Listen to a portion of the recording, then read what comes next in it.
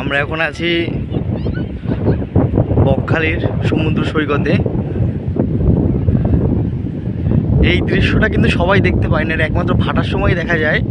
এই মাঝখানে একটু এক্সট্রা জল, মানে মোহনা থেকে এই জলটা ঢোকে, এরপরে কিন্তু সমুদ্র সৈকত মেইন। এখান থেকে সমুদ্র সৈকত মিনিমাম দেড় থেকে 2 কিলোমিটার তো হবেই। তার আগে প্রায় 400 থেকে 500 মিটারের মতো একটা এক্সট্রা একটা খালের মতো এখানে আছে। মানে এখানে জলটা অল্প, মানে এখান থেকে লোক হেঁটে হেঁটেও পারে যায়। আর এই সাইডে, হ্যাঁ এই সাইডে একটা মানে জঙ্গল আছে আর কি।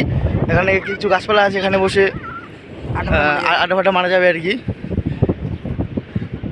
যারা বন্ধু বান্ধব নিয়ে আসবে তারা এখানে বসে চিল করতে পারবে। সমুদ্র সৈকতটা আলাদাই, মানে পুরো সাদা বালি সমুদ্র সৈকত। আমার তো বেশ হেভি লেগেছে। তোমরা যারা আসবে তারা সবার ভালো লাগবে এটা সমুদ্র সৈকতটা। আবার সৈকতের পাশে আবার শিপও আছে, কয়েকটা শিপও দেখতে পাচ্ছি, শিপও আছে। আমের বাবুভাই এসছে, যে বাবুভাই ওখানে যাচ্ছে জঙ্গলের মধ্যে। আমি থাকতে পারিনি, জঙ্গলে যাচ্ছি। হ্যাঁ, বাবুভাই জঙ্গলে আছে থাকতে না পেরে, কারণ বাবুভাই দেখতে এসেছি জঙ্গলের মধ্যে কী আছে। এই জঙ্গলে পিকনিক স্পট, আমরা জঙ্গলের মধ্যে যাবো, গিয়ে দেখবো।